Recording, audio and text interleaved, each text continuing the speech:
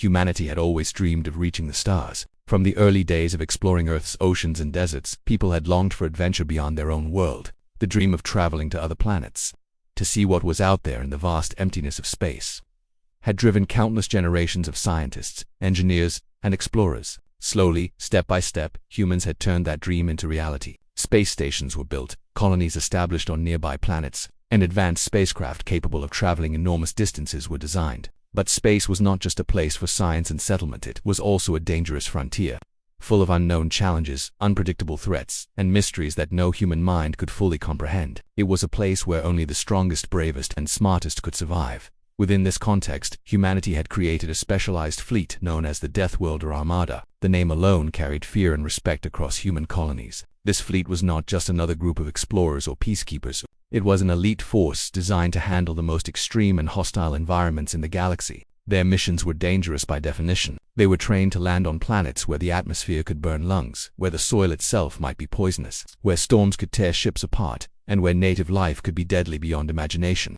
These were the worlds most people would never dare to visit, the places where ordinary humans would never survive a single day. And yet, the Deathworlders thrived there. The Armada's ships were some of the most advanced creations humanity had ever built. They were heavily armored, bristling with powerful weapons, and equipped with technology designed to analyze unknown environments instantly. Every ship was designed to carry not just soldiers, but scientists, engineers, medical teams, and even diplomats who could interact with alien life forms if necessary. The crew themselves were carefully selected. They were people who had already survived extreme conditions on Earth or in space. They were the best at what they did, and their training was almost beyond belief. From simulated planetary disasters to zero-gravity combat, every member of the Deathworlder Armada was prepared for situations most people couldn't even imagine.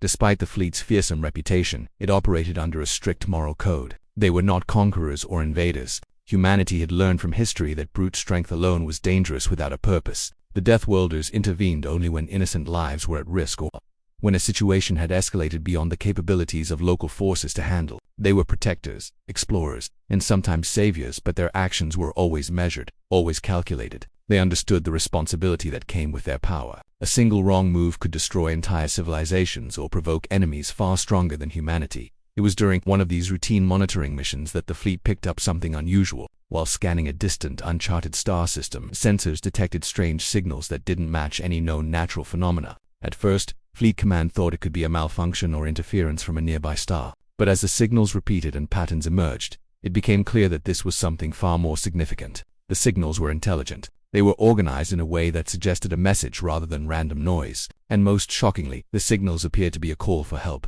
The idea that an alien civilization might be reaching out to humanity was both thrilling and terrifying. There were countless questions, none of which had easy answers. Were these beings friendly or hostile? Were the messages genuine? Or was this some trap designed to lure humans into danger? How advanced were these aliens, and how much did they know about humanity already? The Deathworlder commanders studied the signals carefully, analyzing every repetition, every fluctuation, every nuance. Linguists, mathematicians, and cryptographers worked around the clock to decode what they could. Gradually, a picture began to form: a civilization under extreme stress, sending an SOS to anyone who could help. The message itself was haunting. Unlike simple distress signals humans were used to, this one contained more than data. It carried an emotional undertone, a sense of desperation that transcended language. Fleet Command could feel the urgency. The alien civilization was in imminent danger, possibly facing annihilation. While there were no immediate details about the enemy or threat, the call was clear. They needed help, and they needed it fast. For the Deathworlders, this presented a challenge unlike any they had faced before. They would have to travel into completely unknown territory, with no guarantee of safety, facing an enemy whose nature, strength, and motives were entirely unknown. Preparations began immediately. The fleet had standard protocols for responding to SOS signals, but this was different. There was no pre-existing data on this star system, no knowledge of local planets, and no information about possible hazards. Ships were readied for a long journey. Weapons were loaded and tested, and every crew member went through final briefings. Psychological training was reinforced. Even the toughest soldiers understood that fear and uncertainty were part of the mission, but they also knew that hesitation could mean failure. They were about to enter a situation where nothing could be predicted, and yet they had to act with precision and courage.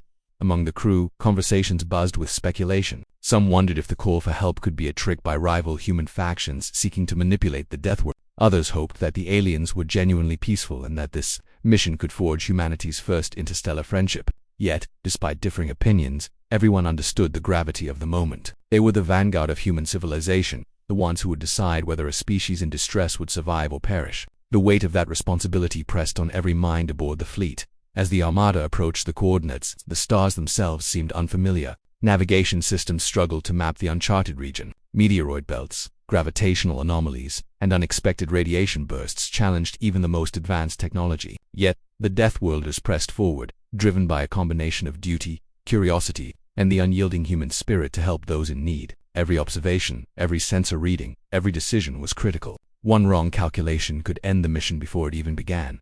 And then, slowly, signs of life began to appear. Planetary scans revealed structures, glowing lights, and energy signatures that confirmed the presence of a civilization. These were not random formations. They were cities, or something like cities, built with intelligence and purpose. For the crew, seeing these signs was a mixture of relief and apprehension. They had found the beings who had sent the distress call. But what condition would they be in? What threats awaited them on the surface or in orbit? The unknown stretched ahead like a dark, endless void, full of both danger and hope. Here, in this phase of the story, the stage was set for something unprecedented. Humanity's Deathworlder Armada, trained for the most extreme challenges, faced a moment that would test every skill, every lesson, and every ounce of courage they possessed. They were no longer exploring for knowledge or asserting human presence in space. They were answering a desperate plea for help. And as they moved closer to the alien world, a quiet determination settled over the fleet. They knew the risks, but they also understood that some responsibilities were too important to ignore. Lives were at stake, and failure was not an option.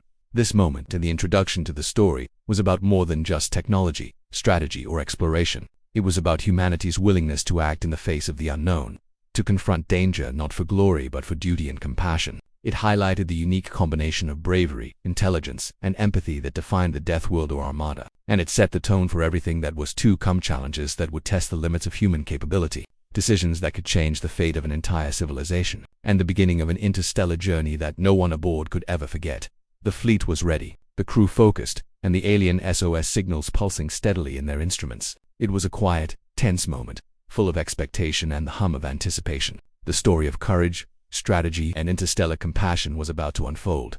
The moment the Deathworlder Armada picked up the alien SOS, the mission immediately transformed from a routine patrol into something extraordinary. The crew could feel the tension building in every corner of the fleet. It was no longer a question of scanning empty star systems or mapping planets. This was about life and death on a scale that no human had encountered before. Every member of the crew understood the stakes. They were facing a situation where the consequences of failure were unimaginable, not just for themselves, but for an entire civilization whose very existence hung in the balance. As they approached the alien system, preliminary scans began to reveal just how unusual the environment was. The planets did not behave like anything the humans had encountered. Gravity fluctuated unexpectedly, atmospheric readings shifted without warning, and radiation spikes were frequent. Sensors detected massive energy fluctuations that suggested artificial structures, but these were shielded or camouflaged in ways that made precise analysis difficult. The crew realized immediately that they were dealing with a civilization far more sophisticated than most humans had encountered before. It was clear that any approach would require extreme caution, careful planning, and rapid adaptability. The first rising challenge was the sheer unknown of the situation. Humanity had never encountered a civilization so technologically advanced, yet so clearly desperate for help. The SOS signals implied that their world was under attack, but there were no details about the attackers. Were they biological creatures, mechanical entities, or something completely outside human understanding? The lack of information created a tense atmosphere aboard the fleet. Everyone knew that stepping into a trap could be catastrophic. Even the most experienced commanders weighed every option, debating whether to send scout ships first or to approach in full formation, weapons at the ready. The stakes were high, but hesitation could cost lives. The crew began to prepare for multiple possibilities. Small teams studied the alien transmissions, trying to decode every pattern, every fluctuation in tone, and even the timing of the messages. Linguists and mathematicians worked together, searching for a form of logic that could indicate not just the language, but the mindset of the aliens sending the SOS. It became apparent that these beings were not only intelligent but also emotionally expressive. The signals carried fear, urgency, and desperation. They were pleading for help in a way that transcended language. That alone had a profound effect on the crew. Despite the unknown danger, there was a sense of moral duty that weighed heavily. These were lives at stake, and the Deathworlder Armada had a reputation for intervening in situations like this. While decoding the messages, another challenge emerged. The environment itself was hostile. The planets closest to the alien homeworld were surrounded by asteroid belts and debris fields. Some were remnants of natural collisions, but others seemed deliberately placed. as if designed to protect the world from intruders. Navigation through these regions required skillful piloting, precise calculations, and constant adjustments. Even with advanced autopilot and shielding systems, the crews faced constant danger. One wrong move could mean collision with high-speed debris, total destruction of a ship, and loss of personnel. This meant that the human crews had to remain constantly alert, their senses sharp, their reflexes ready. Fatigue became a factor, as long hours of stress and focus began to weigh on everyone. Adding to the challenge was the uncertainty of the aliens themselves. Although the signals were a call for help, there was no way to know whether the civilization would welcome the Armada or view them as another threat. The humans had to be prepared for diplomacy, combat, or a combination of both. Briefings emphasized the need for versatility. Soldiers practiced landing on unstable terrain. Scientists prepared for unknown biological samples, and communications officers rehearsed protocols for first contact. Every crew member was aware that the first impression could determine the success or failure of the entire mission. Trust would have to be built quickly under extreme circumstances. Another rising challenge came from within the fleet itself. Differences in opinion surfaced among commanders and crew members. Some argued for caution, proposing that they gather more data before entering the alien system. Others insisted that time was critical. The SOS suggested imminent destruction, and delaying could mean hundreds of millions of lives lost. Arguments became intense at times, but each perspective was rooted in genuine concern. Balancing urgency with prudence became one of the most important challenges the fleet had to overcome. The crews had to reconcile the need for speed with the reality of danger, all while maintaining unity in the face of fear. As the Armada drew closer to the alien homeworld, preliminary scans revealed signs of conflict. Energy readings suggested that structures on the planet were being attacked or destabilized. There were faint traces of weapons, fire, atmospheric disruptions, and unusual heat signatures that hinted at large-scale destruction. The crew realized they were arriving in the midst of chaos. The aliens were not merely in danger, they were actively under siege. This elevated the stakes further, transforming the mission from a simple rescue operation into a full-scale intervention where human lives, alien lives, and planetary survival were all intertwined. The technical challenges of entering the alien system became more pronounced. Sensors detected fields of energy that interfered with navigation and communication systems. Signals were distorted, making it difficult to coordinate between ships in the fleet. Maneuvering required a combination of automated controls and human judgment, as the fleet had to avoid environmental hazards while maintaining formation. Every decision carried immense risk. Even the smallest miscalculation could lead to a chain reaction, ship collisions, loss of weapon systems, or exposure to deadly planetary conditions. Crew members felt the weight of responsibility more keenly with each passing hour. Beyond environmental and technical obstacles, there were psychological challenges. Fear, tension, and uncertainty permeated the fleet. Even the most experienced soldiers and officers faced moments of doubt. The knowledge that failure could mean the death of millions was a constant pressure. Sleep was limited, meals were rushed, and every decision had to be precise. The rising challenge was not just external, it was internal. Maintaining morale, focus, and teamwork became as crucial as any combat strategy or navigation plan. Crew members relied on each other, sharing observations, supporting one another through fatigue, and reinforcing the sense of mission and duty. The aliens themselves added a layer of complexity. Initial scans indicated that their technology was highly advanced but unfamiliar. It suggested the presence of force fields, energy shields, and defensive mechanisms that the humans had never encountered. This meant that the Armada could not simply rely on brute force. Strategy, adaptability, and quick learning were essential. Understanding the aliens' capabilities while anticipating the threats posed by their attackers required careful analysis. Scientists and military strategists collaborated, sharing insights in real time to ensure that every tactical move was informed by both human ingenuity and alien intelligence.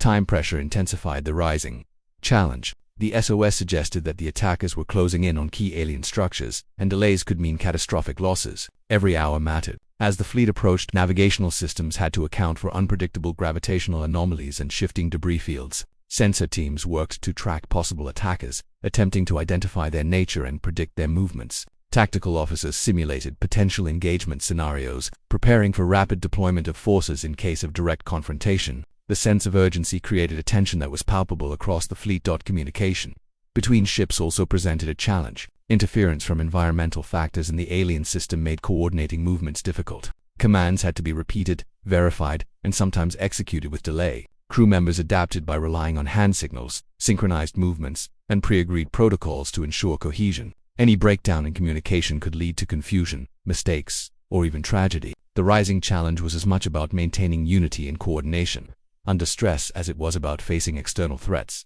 Despite all these difficulties, There was a growing sense of anticipation and excitement. For many aboard the Armada, this was the first opportunity to engage directly with an alien civilization in distress. It was the ultimate test of human skill, courage, and moral judgment. They knew that success could mean saving a civilization from annihilation, forging alliances, and leaving a mark on the galaxy that would be remembered for generations. The rising challenge, therefore, was not only a test of endurance and intelligence, but also a test of character and purpose. As the fleet closed in on the alien homeworld, the situation became increasingly critical. Energy readings suggested that attacks were intensifying, and preliminary scans showed structural damage spreading rapidly. The humans understood that they were entering a high-risk environment where every choice mattered. They were not simply observers, they were active participants in a situation where failure could have irreversible consequences. The rising challenge had reached its peak. As the unknown factors of the alien attackers, environmental hazards, and time pressure converged to create a situation of immense complexity and danger.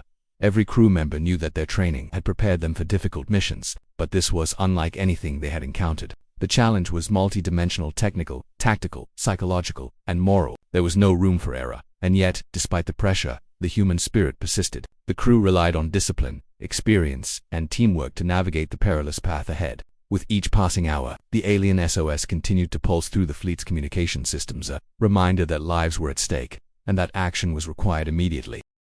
The rising challenge was not just about external threats, it was about humanity confronting the unknown, embracing responsibility, and preparing to intervene in a conflict that could determine the survival of an entire alien civilization. It was a time of tension, strategy, and moral clarity, where courage, skill, and empathy would be tested to the utmost limit. And as the Armada moved closer to the alien homeworld, every member of the crew knew that the real test was about to begin, a test that would push them beyond anything they had experienced before.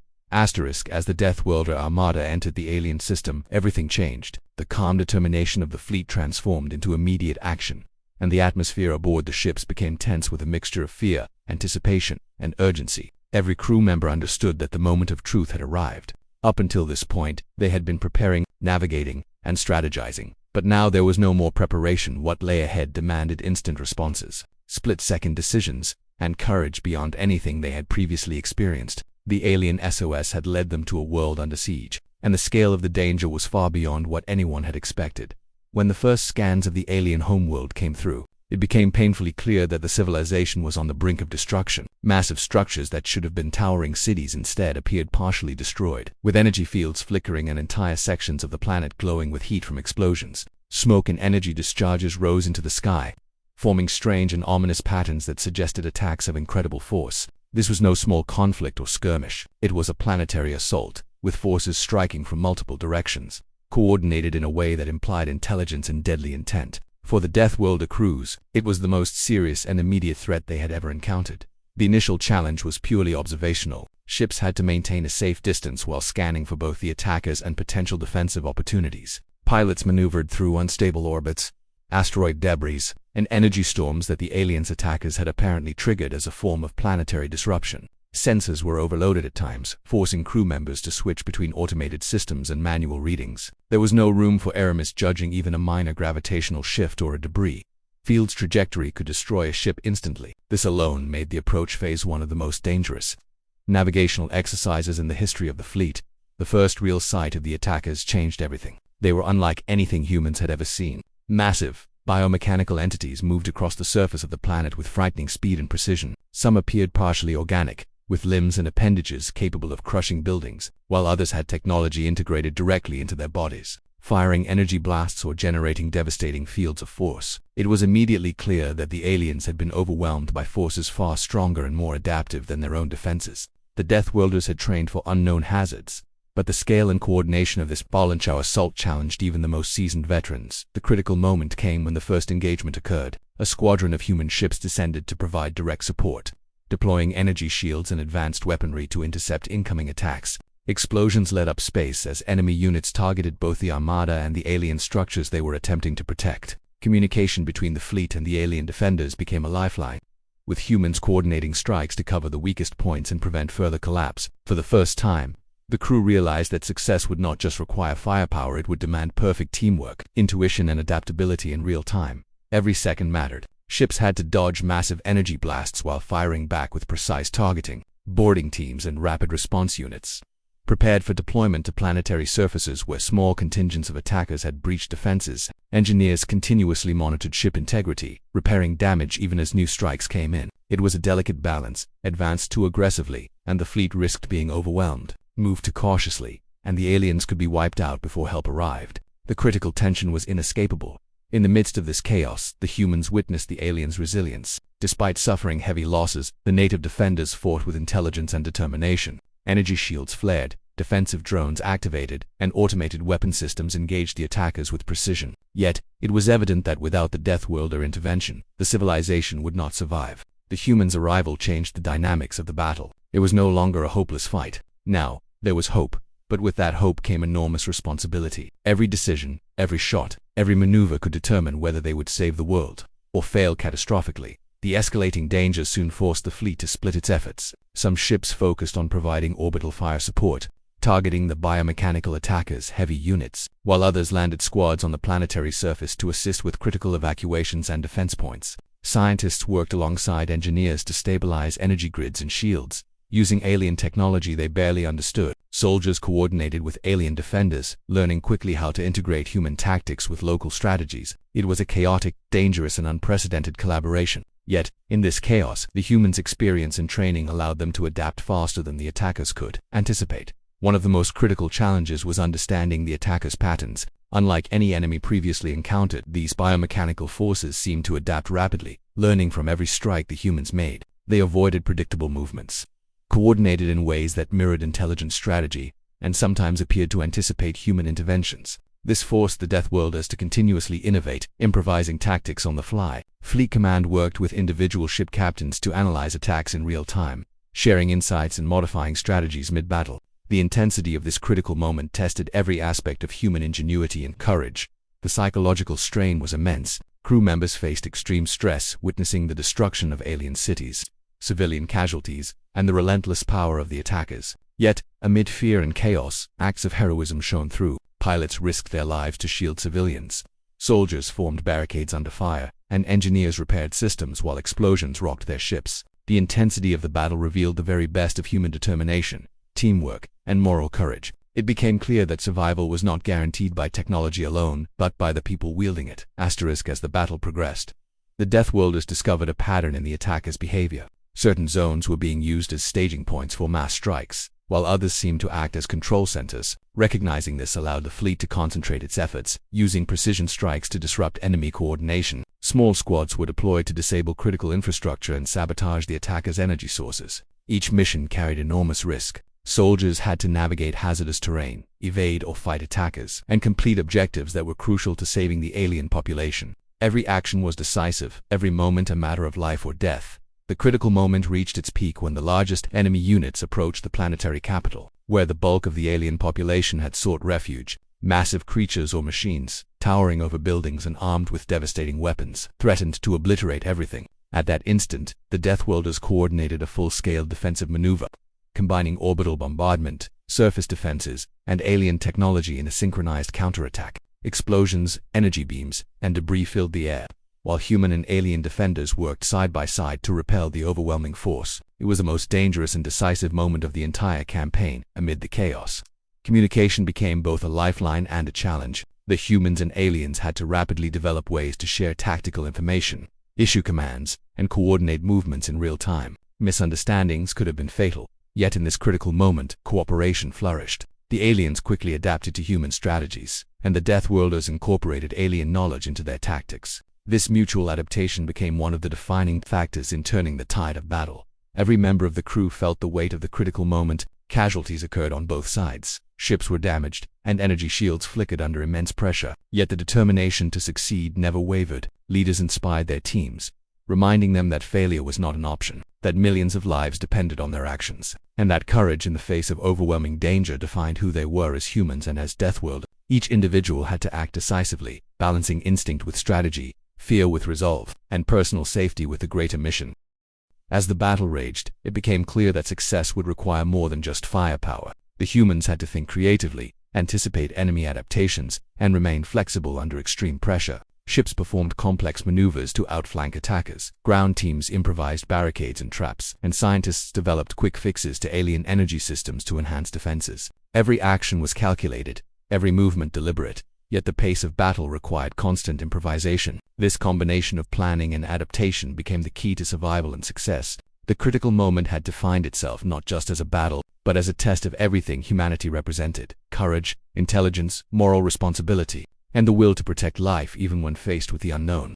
The alien survival, the preservation of their civilization, and the integrity of the Deathworlder Armada all depended on every decision, every movement, and every ounce of skill. This moment marked the turning point where preparation met reality, and where the humans' training, adaptability, and determination were pushed to their absolute limits. The escalating threat, the pressure of imminent danger, and the need for immediate action created a moment that would be remembered by every person aboard the fleet. It was a crucible of courage, intelligence, and moral choice, where the survival of an entire alien civilization and, perhaps, the legacy of humanity itself hung in the balance. The critical moment was not just about combat or survival. It was about the willingness to act, to sacrifice, and to rise to a challenge greater than any that had come before. And as the battle raged on, that humans realized that this mission was more than a rescue operation. It was a defining moment, a test of what humanity could achieve when confronted by unimaginable danger, and a testament to the power of courage, strategy, and cooperation in the face of the unknown. The stage was set for the resolution that would follow. But in this critical phase, every heartbeat, every decision, and every act of bravery counted, shaping the fate of both humans and aliens alike.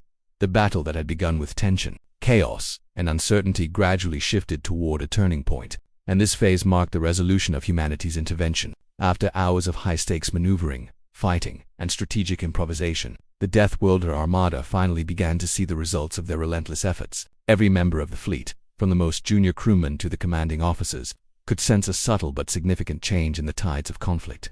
The alien defenders were gaining ground, their cities were being stabilized, and the attacking biomechanical forces were starting to lose cohesion. It was not a sudden victory, nor a simple triumph. It was the slow, deliberate culmination of countless acts of courage, skill, and human ingenuity.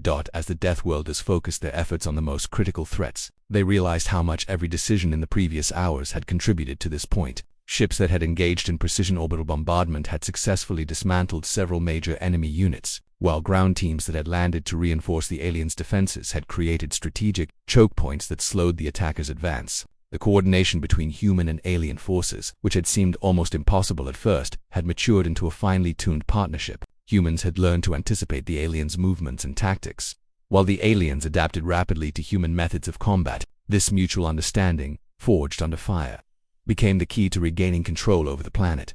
The critical challenge during the resolution phase was maintaining momentum. Even as the attackers began to falter, they were far from defeated. Smaller, highly mobile units continued to harass both the humans and the aliens, launching sudden strikes and creating diversions that could have led to catastrophic setbacks. Fleet Command emphasized that victory required persistence, not just raw strength. Ship captains coordinated continuous assaults on the attackers' remaining strongholds, while engineers worked tirelessly to keep all human and alien technology operational. Every strike had to be precise, and every move carefully calculated to prevent further casualties. The humans understood that any lapse in focus could undo hours of progress on the surface.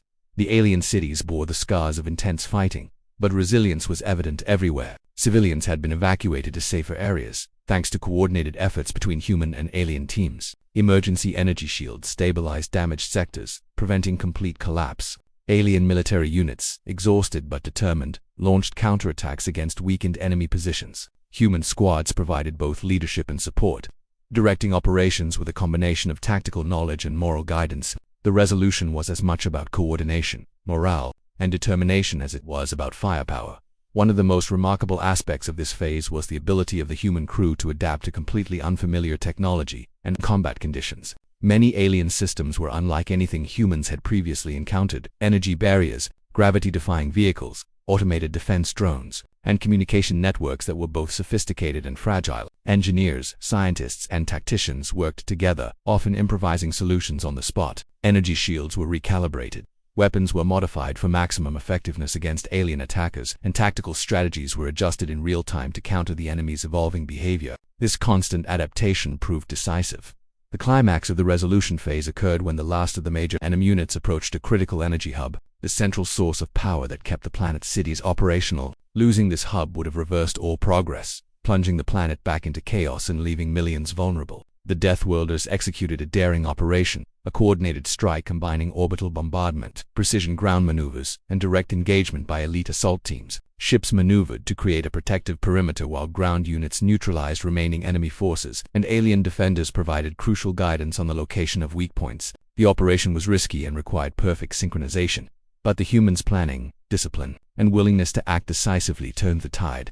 During these intense hours, heroism emerged in ways both expected and surprising. Pilots who had narrowly avoided collisions with enemy units risked their lives to protect civilians. Soldiers who had been wounded continued to fight, driven by the awareness that failure was not an option. Scientists and engineers worked in dangerous conditions, often exposed to enemy fire or hazardous environments, ensuring that critical systems remained operational. Each act, no matter how small, contributed to the overall victory. It became evident that resolution was not about a single moment or heroic act, but a culmination of countless coordinated efforts, each one essential to the survival of the alien civilization.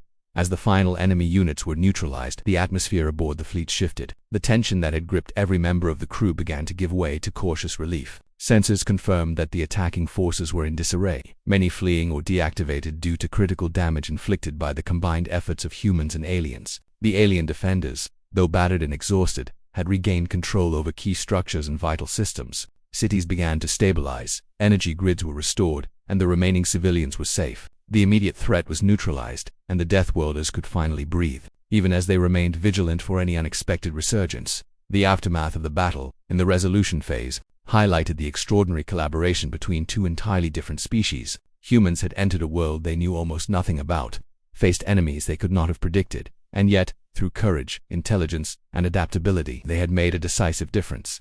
The aliens, in turn, had demonstrated remarkable resilience, resourcefulness, and the ability to work alongside an entirely foreign species under the most stressful circumstances imaginable. Together they had achieved what neither could have done alone, the survival of a civilization on the brink of annihilation. It was also a time of reflection and evaluation for the Deathworlder Armada. Commanders reviewed every decision, assessing what had gone right and what could have been improved. Individual crew members reflected on their experiences, understanding how fear, teamwork, and split-second choices had influenced the outcome. The resolution phase was as much about learning as it was about victory. Humanity had proven its ability to act decisively in the face of extreme unknowns, but the experience also revealed the limits of human knowledge and the importance of adaptability, empathy, and cooperation. The resolution also brought with it tangible results that extended beyond immediate survival. Alien leaders began sharing knowledge with the humans, offering insights into their technology, defense systems, and methods of energy manipulation. Communication channels, initially designed for emergency coordination, evolved into ongoing diplomatic exchanges. That humans had not only saved lives, they had opened the door to an unprecedented interstellar partnership, one that promised shared knowledge, mutual support, and a broader understanding of the galaxy. For the Deathworlders, the resolution phase reinforced the value of preparation, discipline, and moral clarity. The combination of rigorous training, careful planning, and ethical commitment had allowed them to succeed where others might have failed. The battle had demonstrated that technology alone was never sufficient. Courage, adaptability, and the willingness to act decisively were equally, if not more, important. Crew members returned from the surface missions physically exhausted but with a profound sense of accomplishment and purpose, knowing that their actions had preserved an entire civilization and created the foundation for lasting alliances. This phase also emphasized the unpredictable nature of interstellar engagements. Despite careful analysis and preparation, the humans had encountered threats that no simulation could have fully prepared them for. The key to resolution had been the ability to remain flexible, respond to evolving situations, and integrate new information rapidly. These lessons would shape future missions, informing both strategy and training, and ensuring that humanity's Deathworlder Armada remained capable of responding to even the most extreme unknown challenges. In the end, the resolution phase was not a moment of triumph celebrated with fanfare, but a quiet, measured acknowledgement of what had been achieved. Lives had been saved, structures stabilized, and a once overwhelming threat neutralized. The humans and aliens had learned to work together under conditions of extreme stress, demonstrating that even across the vast divide of space, collaboration, courage, and intelligence could overcome seemingly insurmountable odds. It was a resolution built not on luck, but on preparation, discipline, empathy, and the relentless determination to act in the face of danger.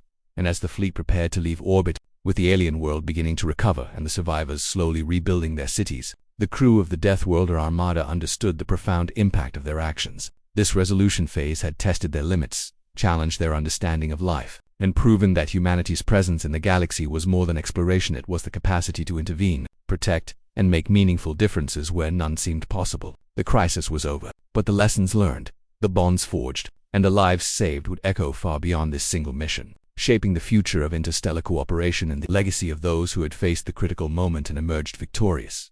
The battle had ended, the immediate threat had been neutralized, and the alien civilization that had once teetered on the edge of annihilation now began to rebuild. For the Deathworlder Armada, this marked a profound moment of reflection, a time to consider not only what had happened but also the lessons learned, the lives affected, and the long-lasting consequences of their actions. Unlike the adrenaline-fueled chaos of combat, this phase was slower, quieter, and yet no less important. It was a moment to understand the human role in a universe full of unknowns and to appreciate the weight of responsibility that came with power, knowledge, and the capacity to intervene in the lives of others. As the fleet slowly left orbit, the alien cities began to glow faintly in the light of repaired energy systems. Structures that had been damaged during the attacks were now stabilized, some already showing signs of reconstruction. Civilians moved cautiously through streets once filled with smoke and debris, while local defense units patrolled carefully, aware that the biomechanical attackers might return. The human presence had left an indelible mark on this world, and it was clear that the aliens had survived not simply by chance but because of the precise, coordinated intervention of the Armada. Even from a distance, the crew could see the results of their actions: lives saved, civilizations preserved, and hope restored. Within the fleet, quiet reflection replaced the intense focus of battle. Crew members who had faced unimaginable danger now had time to process what they had experienced. Many felt relief, yet others carried the weight of losses, both human and alien. Ships that had sustained heavy damage had required heroic efforts to repair, and some personnel had been injured in the heat of combat. For those involved, there was a complex mixture of emotions: pride in their accomplishments, sorrow for what had been destroyed, and an awareness of the responsibility that came with the power to intervene in life-or-death situations on such a massive scale. This was a time to honor both their successes and their sacrifices. The process of reflection also included detailed debriefing. Commanders reviewed every decision, every maneuver, and every act of heroism. They discussed what had worked, what could have been done differently, and how similar operations might be improved in the future. These enactors were not just technical, they were moral and strategic as well. Humanity had faced a civilization in peril, and the choices made had real consequences. Lessons were drawn about preparation, communication, coordination, and the importance of adaptability under stress. Every insight gained during these debriefings would shape future missions, ensuring that the Deathworlder Armada could continue to act effectively in unknown and dangerous situations. On a personal level, the reflection period allowed individual crew members to come to terms with their experiences. Soldiers, engineers, pilots, and scientists all processed the emotional impact of the mission in their own ways. Some quietly recorded observations in logs or journals, noting acts of courage, moments of fear, and instances where split-second decisions had saved lives. Others spoke with colleagues, sharing experiences and emotions, finding comfort in shared understanding. It was a time to acknowledge the human side of interstellar duty, to recognize that even the most trained and disciplined individuals carried feelings, fears, and memories that would last long after the battle was over. The aliens themselves played a significant role in the aftermath. With the immediate danger gone, they began to express gratitude and appreciation for the humans who had risked everything to help them. Diplomatic channels initially used for tactical coordination became avenues for cultural exchange, mutual learning, and the building of trust. Leaders of the alien civilization worked closely with the Deathworlders to understand human tactics, technology, and ethics, while sharing insights into their own advanced systems. This period marked the beginning of a partnership that could extend far beyond a single mission, demonstrating that cooperation between species could lead to shared growth, understanding, and prosperity. The reflection phase also involved consideration of the long-term consequences of human intervention. That humans had acted decisively, but they were acutely aware that their presence had introduced new dynamics into the alien world. The aliens had survived because of external assistance, and this had implications for their self-reliance, governance, and future defense strategies. Commanders discussed ways to support the civilization without creating dependency, emphasizing the importance of guidance, knowledge transfer, and diplomacy. This careful consideration highlighted the ethical dimension of the mission, reminding the Deathworlders that true heroism required not only immediate action but also foresight and responsibility for the aftermath among the crew. There was also a growing sense of pride in what had been achieved. The mission had demonstrated humanity's capacity for courage, intelligence, and compassion in the face of overwhelming danger. It had shown that humans could work alongside an entirely different species, navigating cultural, technological, and strategic differences to achieve a common goal. These experiences reinforced the unique qualities that defined the Deathworlder Armada: adaptability, moral clarity, and the willingness to act decisively when lives were at stake. For many crew members, this sense of accomplishment provided not just relief but also motivation, reaffirming their purpose and dedication to future missions. Yet, reflection was not limited to the successes. There were moments of sobering acknowledgement as well. Lives had been lost, both human and alien, and entire sectors of cities had been destroyed before stabilization was possible. Crew members grappled with the realization that even the best planning and execution could not prevent all harm. These experiences underscored the unpredictability and danger of the universe, reminding the Deathworlders that humility, caution, and preparedness were essential companions to courage and skill. Reflection, therefore, was both a celebration of success and a meditation on the cost of action, teaching lessons that would resonate long into the future. The aftermath also extended to tangible improvements in both human and alien systems. Humans had collected valuable data on the alien technology, environmental hazards, and the attackers' methods. This information would enhance humanity's ability to respond to future crises, improving ship design, weapons systems, defensive protocols, and training programs. For the aliens, the experience provided insights into human tactics, coordination strategies, and the potential for technology sharing. The reflection phase was a time to consolidate knowledge, integrate lessons learned, and prepare for a future where both civilizations could face challenges more effectively together. Psychologically, the reflection period allowed for a deeper understanding of what had been accomplished. Crew members who had faced extreme danger began to process not only the tactical and technical aspects of the mission but also the emotional and moral dimensions. They recognized the bravery required, the resilience displayed, and the impact of their actions on countless lives. For some, this reflection led to personal growth, a strengthened sense of responsibility, a deeper understanding of empathy, and an appreciation for the interconnectedness of all intelligent life in the galaxy. The aftermath also highlighted the importance of storytelling and memory. Crew members documented the events not only for official records but also as a means of preserving the experiences for future generations. These accounts captured not just the battles and strategies but the human moments, the courage, the fear, the collaboration, and the acts of kindness that had defined the mission. Storytelling became a way to honor those who had risked their lives, to teach future death, and to ensure that the lessons of courage, moral responsibility, and cooperation were remembered long after the mission concluded. In the reflection phase, the human and alien alliance began to solidify. Discussions about joint research, shared defense strategies, and cultural exchange marked the start of a relationship that could endure for centuries. Humans had earned the trust and respect of the alien civilization, and both species began to recognize the potential of working together for mutual benefit. This was not just a victory of combat but a victory of diplomacy, understanding, and shared purpose. The resolution had been achieved, but the reflection showed that the consequences extended far beyond the immediate survival of the alien population. As the fleet departed the system, leaving the alien world in the hands of its own people, the Deathworlders took time to absorb the magnitude of their actions. The mission had tested every skill, every value, and every decision-making ability they possessed. It had pushed them to the limits of endurance, courage, and moral judgment. Yet, it had also reaffirmed the core principles of the Armada. Humanity had the capacity to act decisively in the face of unknown threats, to collaborate across species, and to balance courage with responsibility. The reflection phase, therefore, was not merely a conclusion but a moment to understand and internalize the lessons of heroism, strategy, and ethical action. Finally, the aftermath brought a sense of hope and renewal, that alien civilization would rebuild stronger than before, guided by both their resilience and the knowledge shared by the humans. The Deathworlder crews returned home with a renewed sense of purpose, their experiences forging bonds among themselves and with the wider universe. They had faced the unknown, intervened decisively, and witnessed the difference humanity could make when courage, skill, and empathy were combined. This phase of reflection ensured that the story of this mission would live on, inspiring future generations to act bravely, thoughtfully, and with compassion whenever the call for help arose.